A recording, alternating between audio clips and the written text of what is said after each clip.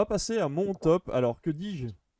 À mes tops, puisque à la demande générale en off, il fut suggéré que je parle de deux films ce soir. Et parce que c'est moi le chef et c'est moi qui décide de toute façon. Donc du coup, je vais vous parler en priorité d'un film qui est sorti sur Amazon Prime la semaine prochaine.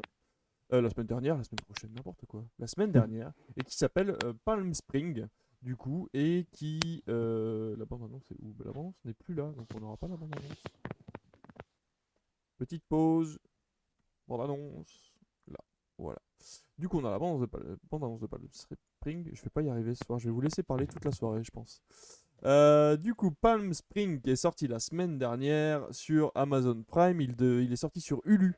Du coup, aux États-Unis, étant donné qu'on n'a pas la plateforme Hulu ici, c'est Amazon Prime qui a récupéré les droits.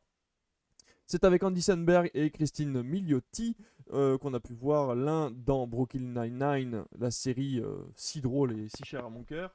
Et elle, on l'a vue en tant que femme de Ted Mosby dans How I Met Your Mother. C'est une comédie qui reprend le thème principal de la boucle temporelle, comme on l'a pu la voir dans Un jour sans fin, où en fait deux jeunes gens sont invités à un mariage, voilà, deux personnes dont ils n'ont pas forcément d'affection, et l'un vit dans une boucle temporelle, et malheureusement l'autre se retrouve à embarquer dans sa boucle temporelle à lui également. Donc ils se retrouvent tous les deux coincés dans ce mariage qu'ils détestent tous les deux. Et ça donne l'occasion pour eux de se connaître de façon infinie, puisqu'ils vont revivre la même journée pendant on ne sait pas combien de temps finalement. Bonjour Laetitia, 57, bonjour à toi. Et donc voilà, ça donne accès à une comédie plutôt profonde avec un intérêt. C'est assez sympa, on va dire ce qui est, hein. On rigole bien, les personnages jouent bien, l'histoire est vraiment chouette. On a un personnage secondaire qui débarque c'est J.K. Simmons qui le joue et qui est absolument hilarant. Enfin, moi je m'y attendais pas du tout. Et donc voilà, j'ai vraiment beaucoup aimé le film. David l'a vu également. Et je sais pas si Comic Eater ou The Fabust, vous l'avez vu ou pas, Palm Spring? Moi, non, je ne l'ai pas vu. Ok. Moi, ouais, j'ai regardé hier, Ouais, vous en avez pensé quoi donc du c'est coup? tout frais. Ouais, voilà, c'est ça. Euh, moi, j'ai bien aimé, franchement, c'était vraiment sympathique. Alors, j'ai pas eu un gros coup de cœur, mais j'ai trouvé que c'était bien fait. Ça révolutionne rien spécialement, mais je trouve que le cahier des charges est là, on rigole bien, il y a quand même un récit qui est maîtrisé. Le rôle de J.K. Simmons est incroyable, par contre, là, je suis d'accord. Et les deux acteurs f- sont très bien à l'écran. Je trouve que leur jeu est juste. On a de l'humour. Parce que je vois la bande-annonce là, il y a des moments très drôles. Il y a des émotions. Vraiment, c'était très sympa comme film. Et David, toi, tu en as pensé quoi du coup? Pareil, bah, je l'ai vu du coup le lendemain que la mission et je me suis bien amusé. Bon, alors c'est le genre de film qui fait 1h30 et que c'est bien qu'il en passe pas plus longtemps, je dirais. C'est amusant, c'est vrai que c'est un concept qui depuis Un jour sans fin a été revu plusieurs fois, que ce soit en série, dans des comédies, dans des films plus sérieux finalement, ce concept de boucle temporelle. Donc forcément, on n'a plus la claque qu'on a eue en découvrant cette idée de génie qu'il y a eu dans Un jour sans fin. Mais je me suis bien amusé. Comme vous, j'ai adoré le rôle de J.K. Simmons, même si je trouvais la manière à la fin où... Enfin bref, vous voyez la dernière scène avec lui, je me Oui. suis... Ouais, bon, bref. Et alors, moi, j'ai eu un petit regret à la fin du film. Alors, c'est un avis très personnel, mais j'aurais aimé une fin ouverte, en fait. C'est-à-dire que on va pas spoiler les gens qui nous écoutent, mais vous vous doutez que c'est une boucle temporelle et qu'ils espèrent en sortir. Enfin bon, voilà, ils sont coincés dans la même journée en boucle. Et du coup, au moment où ils tentent de quitter la boucle, là, il y a un grand écran noir qui dure, je sais pas, 5-6 secondes. Et je me suis dit, ah ouais, si le réalisateur il a arrêté là, franchement, la classe. Il a osé nous dire, bah, on ne sait pas s'ils sont sortis de la boucle. Et au final, cette petite scène qui a suivi, ou qui nous dit s'ils sont sortis ou pas, encore une fois, ça m'a un peu. Je me suis dit, ouais, encore une fois, on prend un peu le spectateur par la main en lui disant, bon, bah voilà, il faut absolument que l'histoire elle soit finie. Alors, je suis un peu contradictoire parce que enfant, adolescent, je détestais les films à fin ouverte. Et aujourd'hui, je trouve que c'est quand même une belle preuve d'audace C'est plus quelque cool, part. ouais, c'est sûr. Et voilà, c'est la petite déception que j'ai eue dans ce film. Mais voilà, c'est pas forcément un film que je reverrai, mais ça reste un très bon moment. Après, s'il a eu autant de. Comment dire? si on a autant parlé de lui sur les réseaux, je pense que Andy Samberg est très très apprécié en ce moment, donc tout le monde veut le voir, et c'est vrai que Palm Springs a eu une très bonne communication par rapport à ça, et en plus de ça, l'actrice qui joue avec lui, bah, je pense qu'on l'attendait au tournant depuis son tout petit rôle dans How I Met, et du coup ça faisait du bien de la voir en tant qu'actrice et de se dire qu'elle a peut-être Bah, enfin sa moi, place, pour quoi. le coup, je connaissais aucun des deux acteurs, tu vois. Moi, je suis Comme arrivé. je connais aucune des deux séries, Ah du ouais. coup, bah, c'est vrai que je me suis dit, tiens, ils sont sympas, ils jouent bien, mais alors, là, pour le coup, je connaissais ni l'un ni l'autre. Bah, si tu as apprécié Andy Samberg, là tu peux vraiment lance-toi dans Brooklyn Nine-Nine. C'est une série qui est hilarante du début à la fin. Moi je la trouve super drôle, surtout en VO.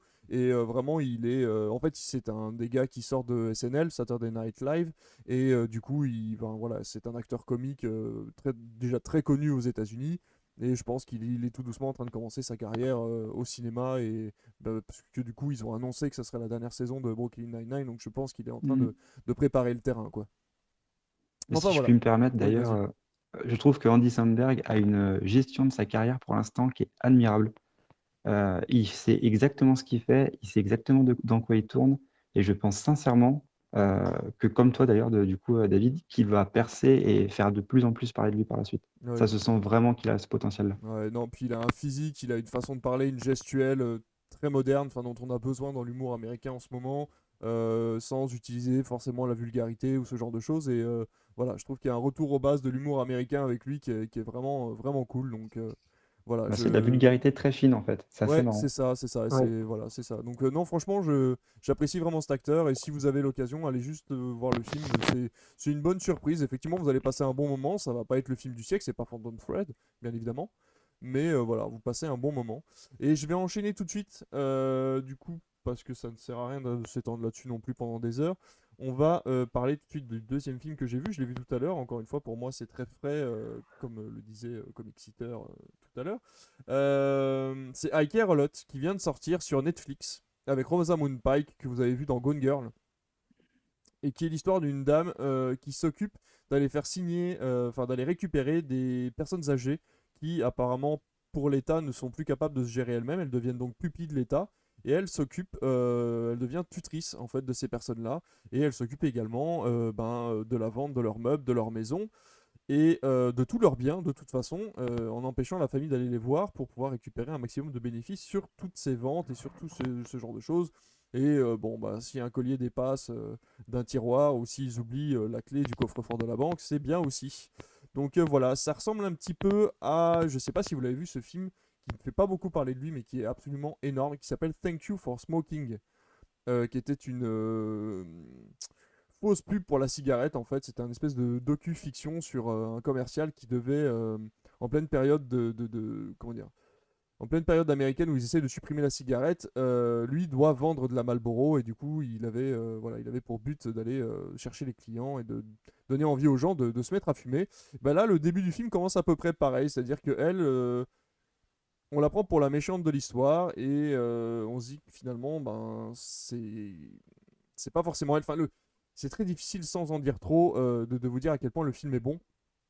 Mais ça se situe entre le docu-fiction, entre le thriller, entre le film à l'humour noir. C'est très acide. L'actrice joue magnifiquement bien. On a Dick Lane, du coup, qui joue dans Game of Thrones, qui fait le bad guy de l'histoire un petit peu. Voilà, c'est un film très étrange. J'avais jamais vu ça. Enfin, j'avais jamais vu ça. Ça faisait longtemps que j'avais pas vu un film comme celui-là. Et je l'ai trouvé vraiment très très bon. Si vous avez l'occasion de le voir, moi, c'est ma petite pépite de 2021. Parce que pour l'instant, j'ai rien vu depuis janvier qui m'a procuré autant d'émotions. Que ce soit du stress, rigoler devant l'écran ou admirer la réalisation qui est vraiment très dynamique avec un scénario qui plusieurs fois possède quelques twists vraiment intéressants. Donc voilà. Allez-y sans regarder trop la bande-annonce, essayez de pas trop vous renseigner sur le film parce que je pense que ce qui est important c'est aussi de se laisser surprendre par le scénario et je n'ai pas regardé moi la bande-annonce, je ne sais pas trop ce qu'elle raconte mais je pense qu'elle en dit trop comme d'habitude. Donc voilà, si vous avez l'occasion, allez le voir, ça vaut vraiment le coup. Et rien que pour Rosamund Pike qui joue mais merveilleusement bien. On a Judith Den, comment elle s'appelle? Euh, je vais vous retrouver son nom. Casting. Une actrice très connue. Je vais pas retrouver son nom bien évidemment parce qu'ils ne le mettent jamais en avant sur Eh ben non, je ne l'aurais pas.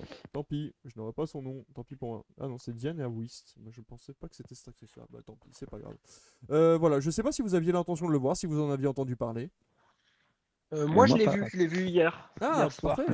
Et alors, du coup? Ouais, bah, c'est marrant comme ça, on peut avoir deux avis un petit peu contradictoires, puisque moi, pour le coup, il m'a un peu laissé de côté.